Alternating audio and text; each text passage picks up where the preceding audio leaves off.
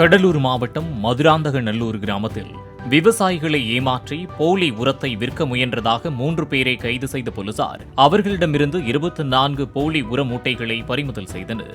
விசாரணையில் பிரபல உர நிறுவனத்தின் பெயரில் சாக்குகளை மதுரையில் தயாரித்ததும் பின் விருத்தாச்சலத்தில் போலி உரத்தை தயாரித்து மூட்டைக்கு 1200 ரூபாய் வீதம் விற்க முயன்றதும் தெரியவந்ததாக போலீசார் தெரிவித்தனர்.